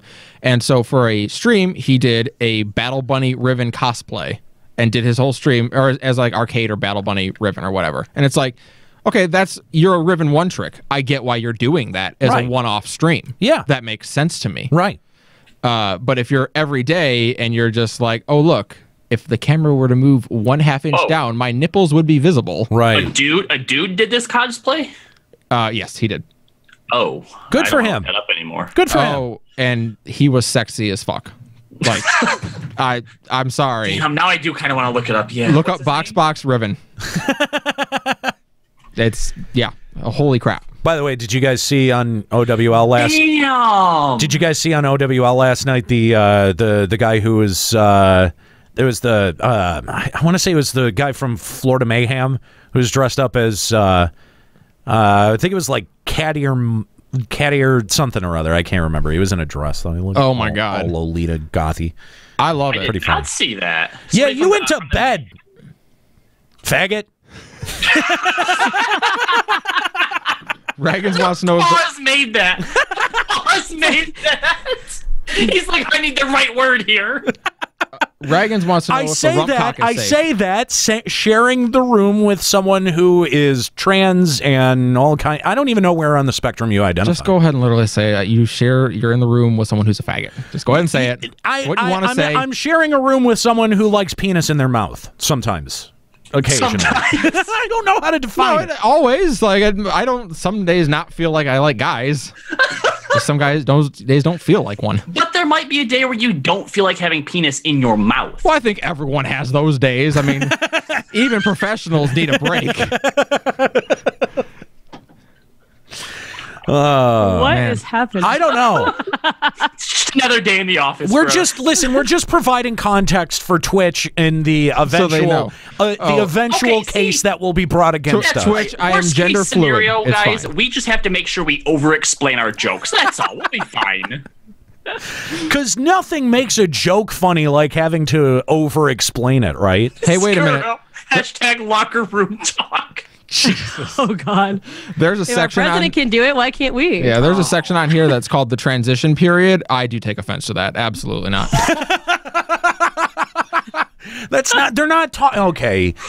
I get it. They're saying I'm not allowed to stream until I look like a girl. Whatever. It's rude. No, they're just. Listen, if you actually read that, it is a beautiful, informative section about the changes that your body is going to go through as you get your trans period. Ah, well, we all know how those are going to be. I want tits. It's. I just want to be able to wear any shirt that has a neckline below, like here. It's called. It's all called contouring, my man. It's all contouring. Whoa! Did you just assume his gender today? Oh, jeez. That's an expression. I say that to girls too. Feel like we need to put out a book called. It's like I call all girls dudes and guys. Like, feel like we need to put out a book called "Are You There, God? It's Me, Callie." Oh my God. Please, I'd read that. It'd be the most confusing book ever. I'd read that. I'd be very confused. I live it. By the way, my therapist did clear me to come to this today. She said, I think you're in a stable enough place to return to, to LBR and FEC for a bit. So. Yeah. If you were wondering why Callie had to leave. Why I've been gone, I've been seeing a therapist. Yeah, that's right. I didn't know. I have been seeing a therapist, yeah. Well, I mean, I knew that you saw one, but I didn't know that was... like your issue was all of us? Wow. Oh, yeah, that was I really was, you know what, after 3 years, I couldn't take it anymore. It's like, you know what, the jokes are only funny for so long, man. I actually kind of like the idea that Kelly had to call up his therapist and was like, do you think it's okay if I go to a show this weekend? My therapist asked at one point if she wanted me to listen to an episode, and I said, no, I don't. Because I kind of want Why not? Because she's going to hear me like take one of your burns and do that thing where I amplify it like 6 times to continue on myself, and she's going to think I'm suicidal and not let me out. She's like, you know what? I know I'm seeing you once a week, but we should try 3 times a week. I don't know. This is getting worrisome. I'd actually, I think, be hilarious to give our show to different types of professionals and be like, give us your honest thought on what's going on here. Oh my God, that would be hilarious. And then we would read either have them on or just read the notes. Do you think she's a Scro? Do you think that this is contextually appropriate? Scro saying, is that what we call the sessions of the conditioning camp, trying to waterboard the gay out of you? My God. I think that just makes him wet. I think we need to just go ahead and time out Scro just in case. I don't, because we've got to also be responsible for our own community as well. That's right, we do. So I love the chat. And so we can't bait the trolls anymore. Like what? Oh no! We have to be able to bait the trolls still. But then what happens if the people in our chat start falling for it and then here's the trolls, and then we're responsible for their actions? Twitch has now empowered us because we can bait the trolls, but so long as we walk that line, if they fall for it, according to Twitch, we have to ban them. Right? That's true. Now we don't. Oh my God, you're right. We can literally say like, sorry, dude, we're required to ban you. Yep. Yeah. We usually like to let the trolls live on and do their thing, but Twitch says it's no fly zone. Yeah. It's no go, man.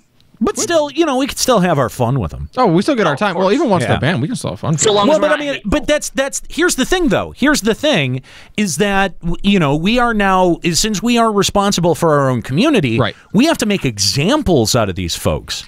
Oh. Because we have to teach the community that we are cultivating what not to do. In fact, when somebody calls us up and starts, faggot, dropping that, doing that, then we have to make an example out of it. We have to beat the shit out of them on air, because we have to be able to teach our community that that kind of stuff is wrong. And I mean, to be fair, that is why we kind of beat the shit out of those guys. Yeah, absolutely. That's why we don't panic when we get those types of calls. That's why we just sit there and just let them burn themselves out. It's happened a few times. We have had moments where literally they were still going and we were all sitting in the chair like this. Is he done yet? Yeah. There was something else that I wanted to point out, but now I'm having trouble finding where it was. Anyway, so I think it was in the Verge article. They had mentioned that because of the transition period, that gives people time to be able to go back through and comb their archives, like highlights and stuff like that, to remove anything that might break the new guidelines. Wouldn't you think that anything post the 19th just wouldn't count? Because for some people, that seems like pre-19, that seems like kind of an impossible task depending on how often you stream. Yeah, I mean, it does seem fairly Herculean, although, I think to that point, Callie had asked us earlier, it really kind of put us on the spot by going, if you could take one segment back, like, is there anything that you could think of? I think if people have that segment, they know what it is. Yeah, exactly. I think most streamers out there, when they think about like what that moment was, when they're doing a gut check, they'll know. I know one I have to go get. Yeah. Well, I mean, in the extreme, but like one of the things that it points to under the sexually suggestive content is that you can't wear like lingerie on stream, because it's obviously something that you wouldn't go out in public with. So does that mean that like under my clothes I can't? No, only lingerie. Oh, yeah. Would you then have to go back if you're, like if you're a streamer that does that a lot? Just go back and delete everything? That just seems ridiculous. I'm pretty sure that was already kind of because that's like not already allowed. Like what's important here to note is that almost none of these rules are new. Yeah, right. Yeah, this is just a stricter enforcement of existing rules. Yeah, guys being shirtless and women being in underwear a long time ago. Like that's not new. Yeah, like they've got the whole community guideline thing. No self-destructive behavior, but that's been a rule since the beginning. We had when I was drinking myself half to death on stream in the early days, like we had concerns about it then. I prefer the term drinking myself half to life. Drinking myself to profit. That's the way to put it. Yeah. To this day, by the way, I can still barely drink. Really? Oh my God. I did some kind of damage to myself. Yeah. I can do like just by doing those streams. Well, I think it might have been the 5 years of drinking beforehand that didn't help either. But I think like nowadays I can do one beer, maybe a beer. That's about all I can drink. Are you talking about like just like regular beer too? No, I'll have a good beer, like craft beer or something like that. Okay. Well, let's talk about the kind of like the whole idea of sexual nature. I mean, do you think low cut shirts for women are sexual in nature? I think it depends on how you're acting on stream. If you're sitting there like, if I like get a headshot, I'll like lower it a little and stick my tongue out all sexually. I don't know. Well, I feel like or the girls who like they'll do the streams of them like where they're on their stomachs and like propped up so that the camera's just looking down at their cleavage. You're on your stomach, the camera angle's aimed right at your tits. Like I think there's a difference in just having a low-cut shirt and like being sexually provocative. Right, exactly. Like they talk about it like something appropriate for a public mall, street mall, or restaurant. And you can wear a shirt that shows cleavage in those places. Some people, though, when they go out into public, wear some pretty sexually suggestive and provocative stuff. Like, so that's very, very suggestive itself. I did a cosplay stream once that when Robbie and I were competing for that one stream bonus that 1 month, and I was wearing my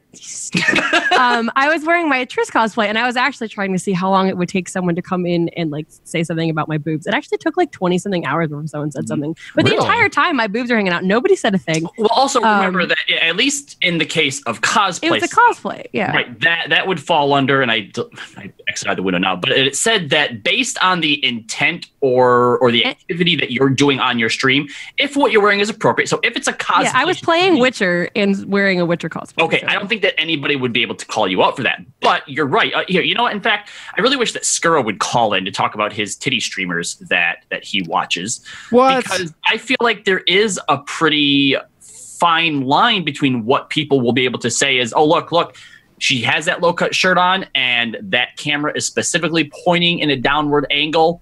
You need to ban her. Like, at what point is it too much? Who gets to decide that? Is it based on just the number of people that report you? Is it just based like? Well, I think that's where they talk about the moderation. Unenforceable. Yeah, that's where they talk about moderation and having to be able to take the context of it, into consideration. They're going to have to look through these different cases, and you're right. At some point, there will have to be a Twitch, their own, maybe in-house guidelines on what is going to constitute, sexually explicit behavior. We probably have to go back that one episode where all of you guys had your shirts rolled up. I think we have to go delete that one. Oh, yeah, you know what, Nika? That's the one. That is the moment that I regret doing, that I wish I could go back and take back, where we all pulled our shirts up and just tied them around our Yeah, that wasn't pretty. That was disturbing. Imagine there's a girl, who has her cleavage and she has the cam up and pointing at them. Are you telling me that the difference between banning them is literally just lowering the camera? Well, no. I think what the difference is, does your stream overlay, do your donation goals encourage the idea that your stream theme is overall sexually suggestive? Right. All right, that's fair. I think all of those things have to line up in order for this to be actionable, at least in my mind. And Twitch hasn't really clearly defined that, and the thing is that they can only, they've got to write the rules in a way that things have got to be, multiple different situations need to be actionable. The only thing that we can kind of do is watch the actions of Twitch, see how they respond, and judge from that, right? Yeah, we're never really going to know, right?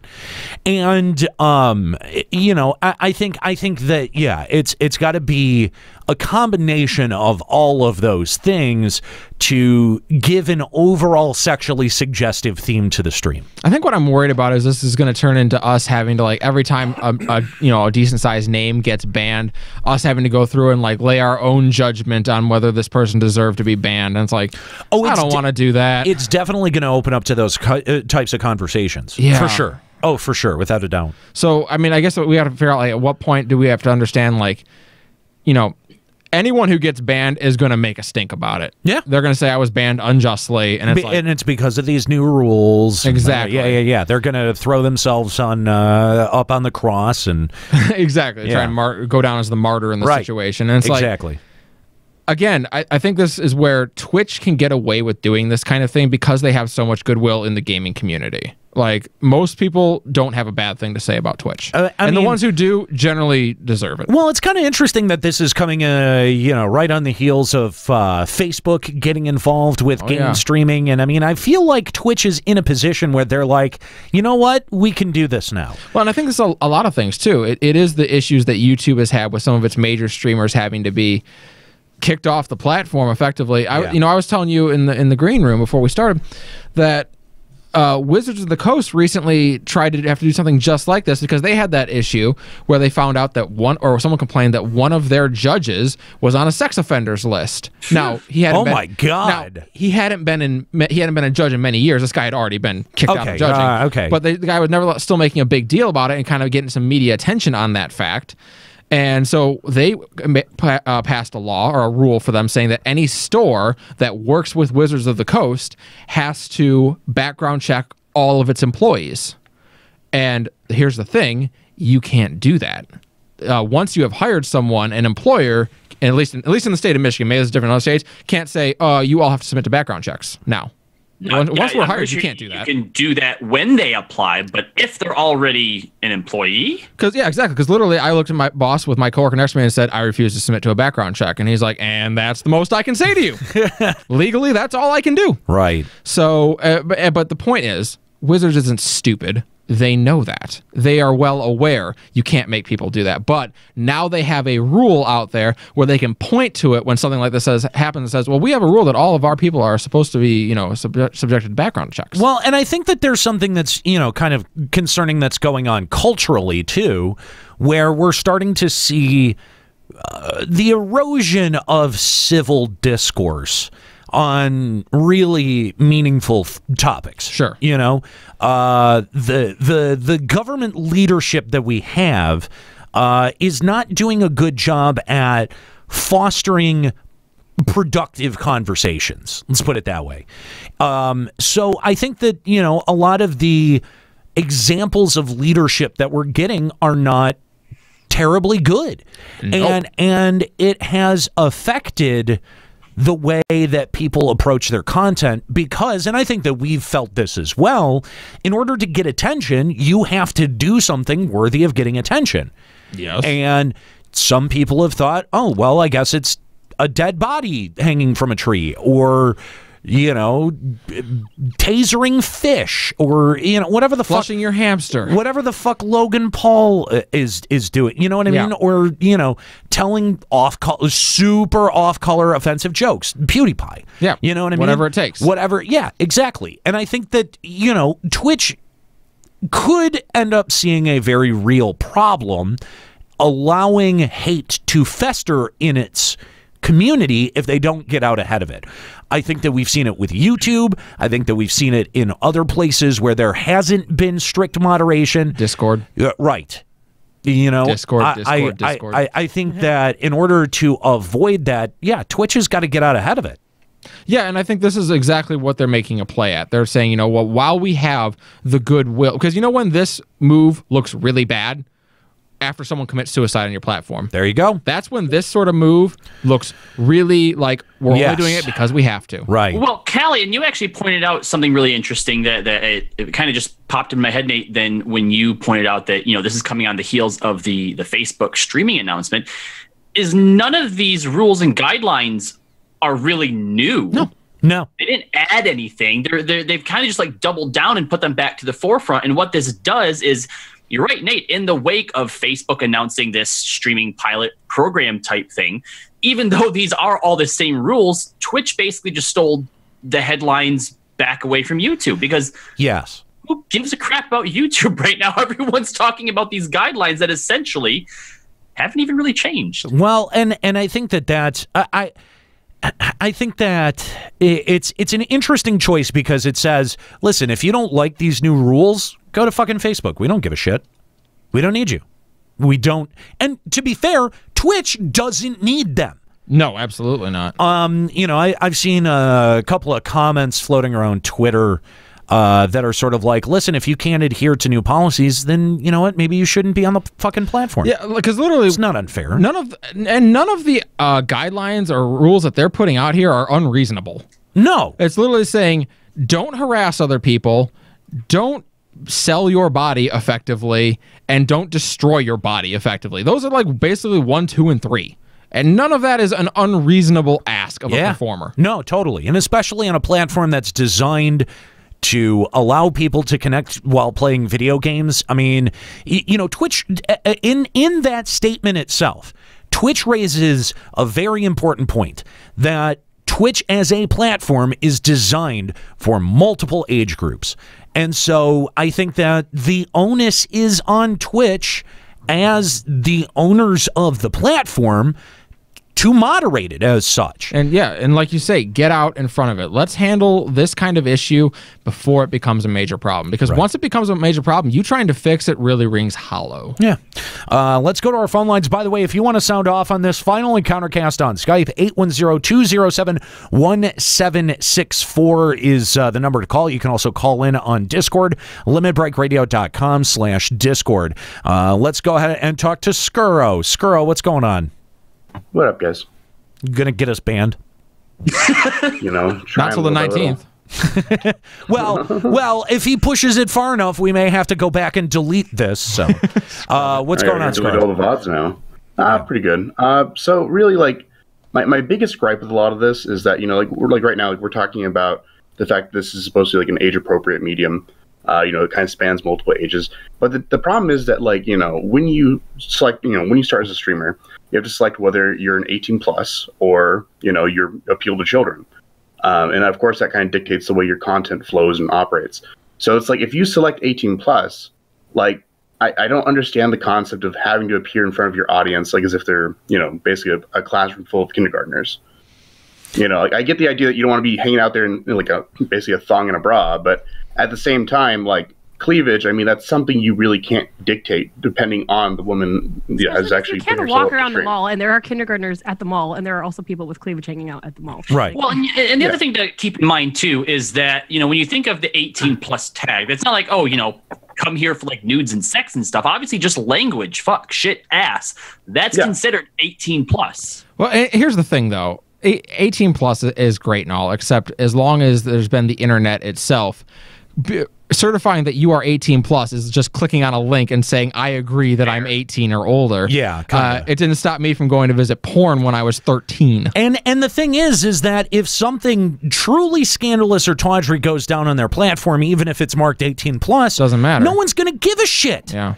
The headlines are going to be, a fucking weird thing happens on, like... Man's rectum falls out on Twitch. Right, like... Watch live.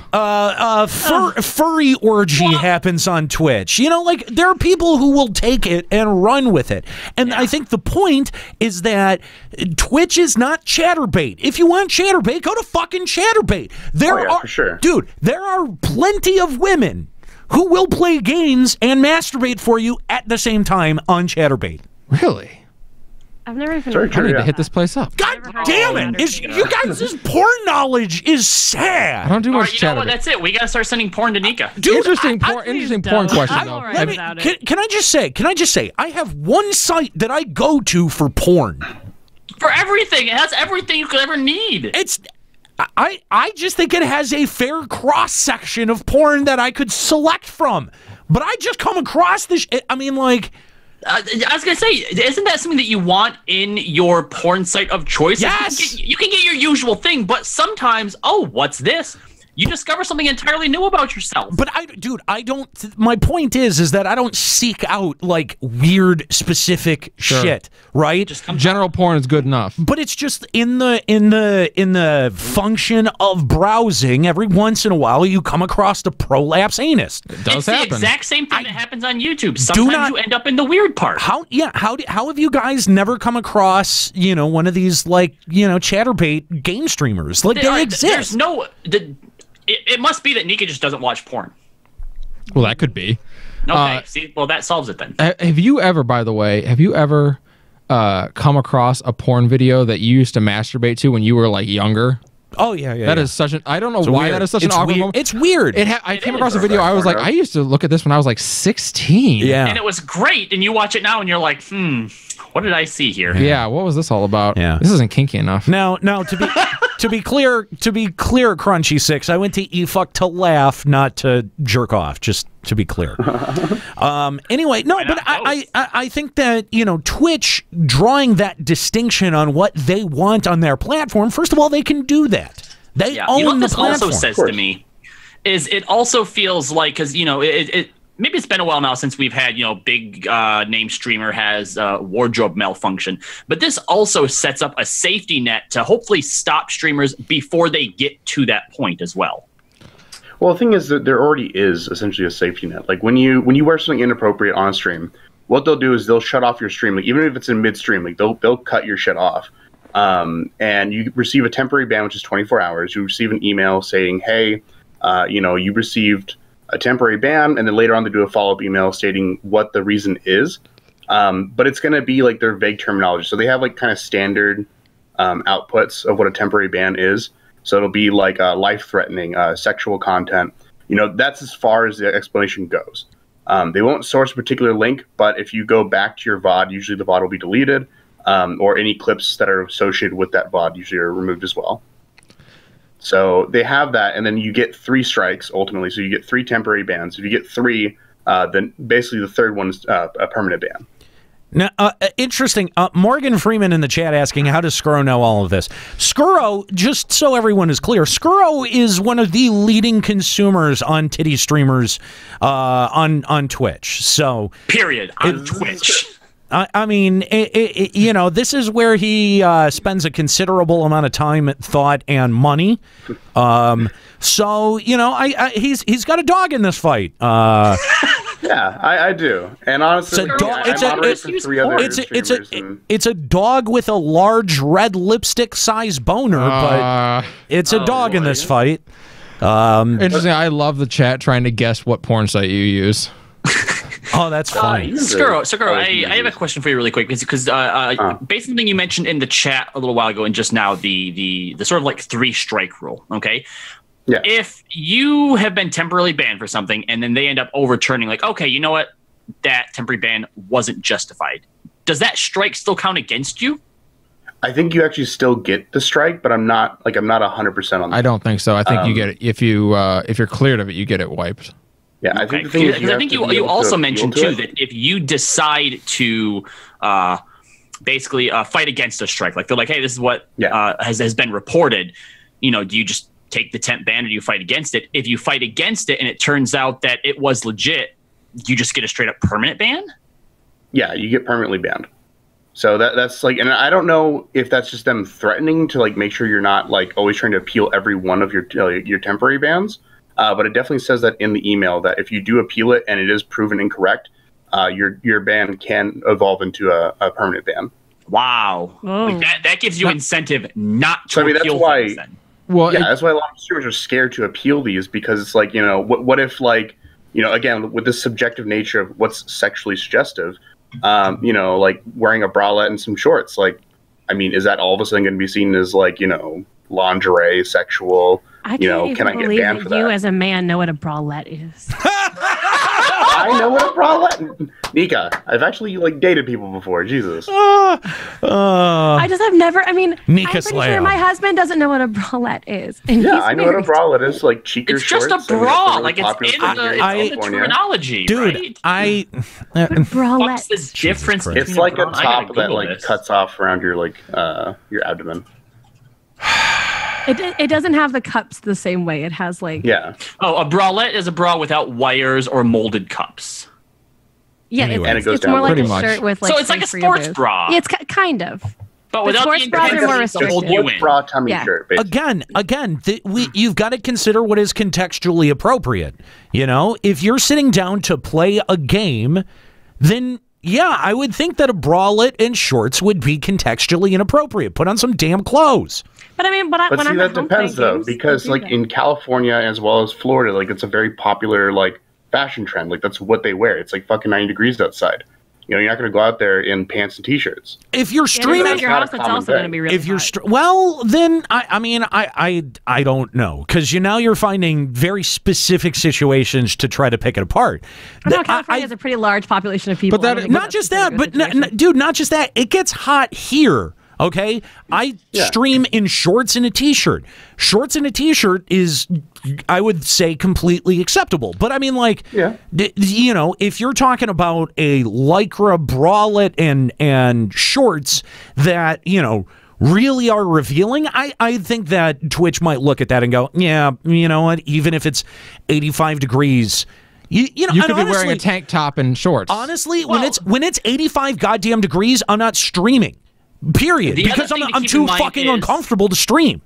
Content. And nobody in California will stream. Intent, guys. The other thing behind it is intent. If that's what you're wearing and you're just playing your game, fine. But I think what it comes down to is there are a lot of girls out there that realize that guys will come specifically because of this. They may talk more enticingly. They may, who knows, or they may encourage the way that people chat in their chat room. I think even if you're wearing something like that, if you are straight up completely banning people that try to come into your chat and start stuff, I don't think that they would look on that the same as someone who knows that they're using their sexuality to drive viewers. And again, that's the whole point of context and moderation. This is something that they're not taking the YouTube heralded approach of one, you know, just like one big band stick. Here's the thing, is that let's say that you do, let's say for heat-related purposes, someone said your AC's broken, right? You do feel like you have to,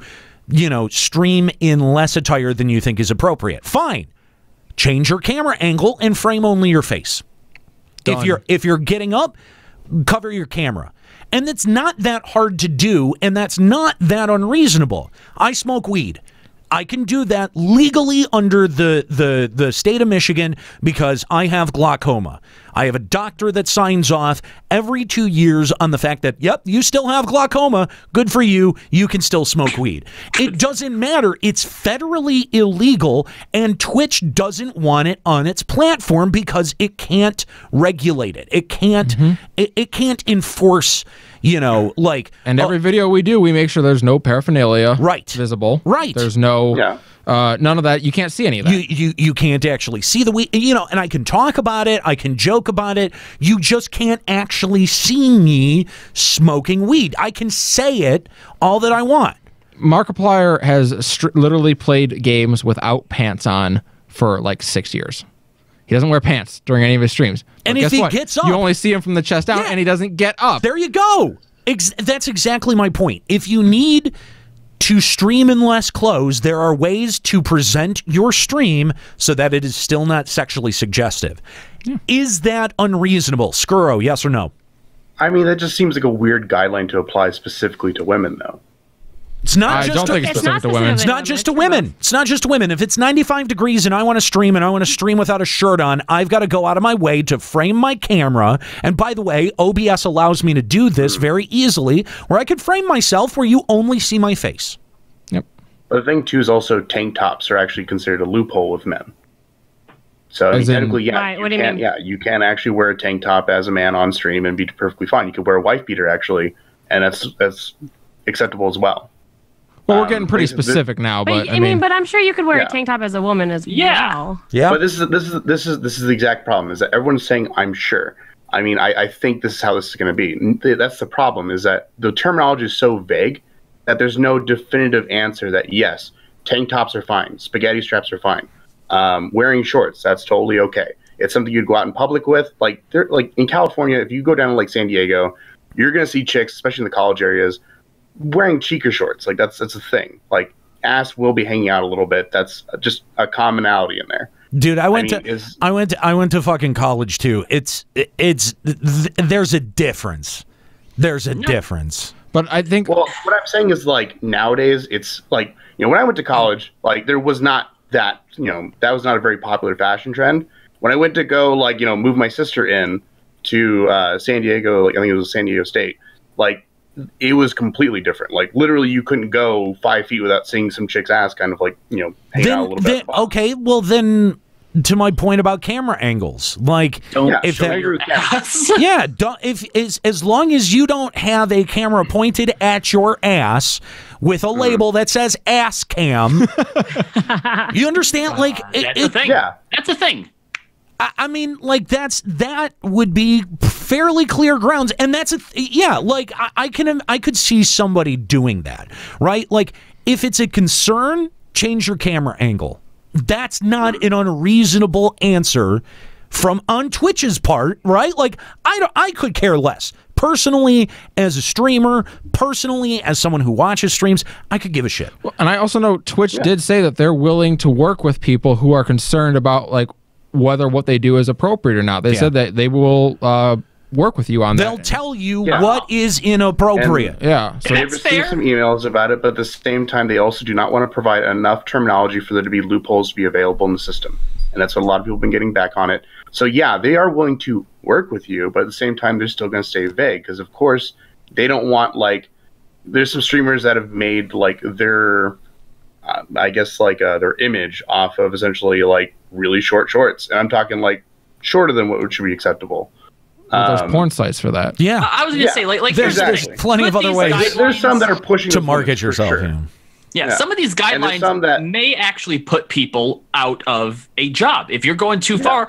That very well could happen. At least on Twitch. Whatever. At least on Twitch. Yeah. I don't think that a large quantity of people, though, are really going to be hit by this. Again, what it's going to come down to is your intent. If you are worried that you might be going too far, then do something about it. Yeah. Yeah. There's 2 points I want to bring up real quick. You have 2 minutes. Yeah, we're about done. Real fast.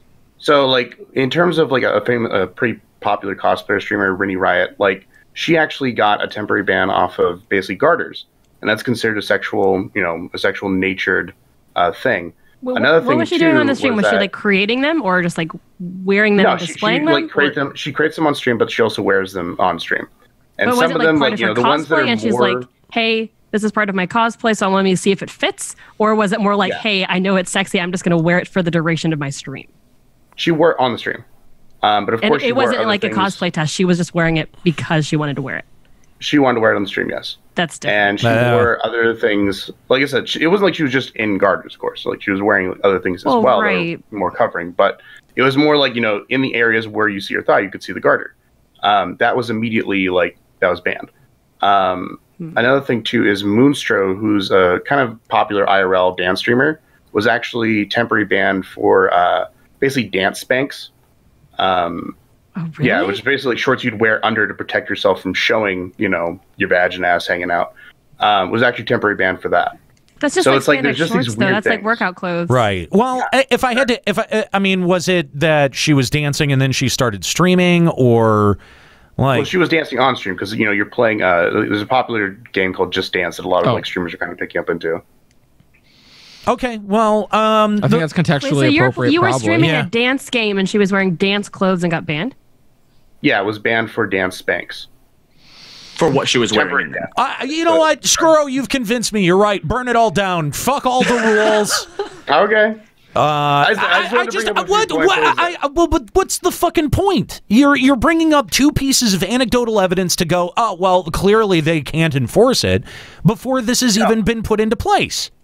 I'm more just I'm more questioning where is the line, like where exactly. I mean, I get that they don't really want to put it out there because they don't want people just to all of a sudden try to adjust and like ride that line again. But like, well, unfortunately, the answer is Twitch gets to decide. Yeah.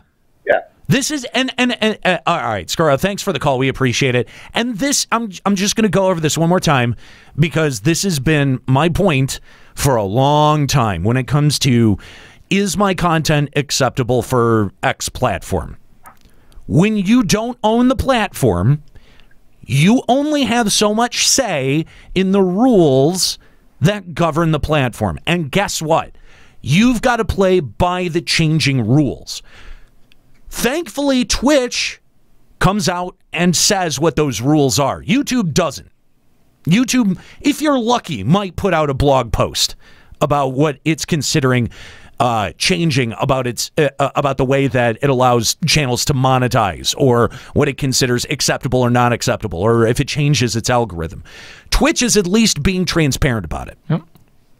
But this is what happens when you take your content, your labor, your economic worth, and you tie it to a single platform that you do not control. Again, we have always managed our own websites, and believe me, that is a pain in the fucking ass. Especially when Russian hackers get involved. God fucking damn it, right? Yeah. It is a pain in the ass to do it. Yeah. But in the end, it's worth it, because even if Twitch emailed us on the heels of this show saying, that was totally inappropriate, we can't have that on our platform, we're going to have to ban your account. Bye. It would not affect our ability to do this show. Nope, you'd still get the shows, you'd still get Checkpoint. Exactly. If we had to say goodbye to doing live shows, it would suck, but we'd find a way around it. We'd do what we have to do. You would find us on YouTube, or you'd find us on Facebook. I mean, you know? Like, hey, we're not saying it'd be great, but listen, the point is the actual product would still come out like normal. Again, this is this is what happens when you tie yourself to a single platform. It is. All right, we're going to have to leave the conversation right there. Thank you, Scuro, for calling in. Wish some more of you had called in. Didn't want to just... Really anyone else. Really anyone. Boo. To you. Anyway, it's going to be interesting to see how these new rules end up shaking out. Chances are, we'll probably talk about this again on Wednesday for Checkpoint. Speaking of Checkpoint, we're going to try something a little bit different today. Normally, we would just kind of re-air the latest Checkpoint episode here on twitch.tv/Limit Break Radio. We're actually going to be starting a vodcast of the latest episode of Checkpoint Radio, and we're going to send all of you listening right now over in a host. So what we ask that you do, the idea is that we would like, all of the folks watching right now, all 113 of you, when you arrive at twitch.tv/checkpointradio, to hit that follow button. That way you can join us Wednesday when we go live for that show. And you can also catch live shows of the OWL show, the Overwatch show that we produce called Low Team Damage, and eventually we will be streaming games on that as well. So definitely hit that follow button and come back on Wednesdays for Checkpoint Radio and check out all of the different content that we have available over at checkpointradio.com. Again, this is episode 97 of Final Encountercast. Just a few more until it becomes the Let's Be Real podcast. We're not sure what the timetable is once Final Encountercast goes dark. If the next week will be the Let's Be Real podcast, or if it'll be a couple of weeks before we do the Let's Be Real podcast, but we will let you know when this show hits episode 100. So thank you guys for joining us. If you want to join us live, that's 1 p.m. over at twitch.tv/Limit Break Radio, finalencountercast.com for a full archive of our content going all the way back to episode number 1. It's a full archive. That means everything that we've ever done is available over at finalencountercast.com. Even though the weather was bad, I'm impressed, Callie, you were able to make it here. Hell yeah. I can't say the same for Robbie, but he's got a longer trip. I guess. I don't know what your excuse is, but fuck you, Robbie. Good job. I love you too. No, I want to thank my crew, of course, Callie, Robbie, and Nika. My name's Nate. Have a good one.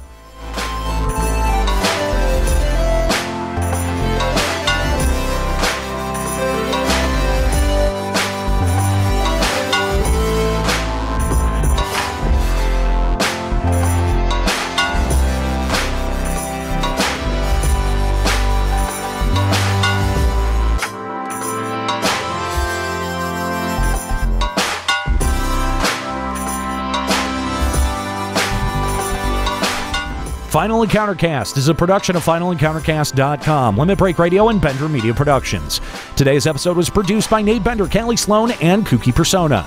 This show is made possible by the generous Patreon donors of the podcast Limit Break Radio. Opening music provided by Keyboard Kid. More info and music can be found at keyboardkid206.bandcamp.com. Closing music provided by Sobsy. For more info, visit sobsy.bandcamp.com. Final Encountercast and its hosts are solely responsible for its content.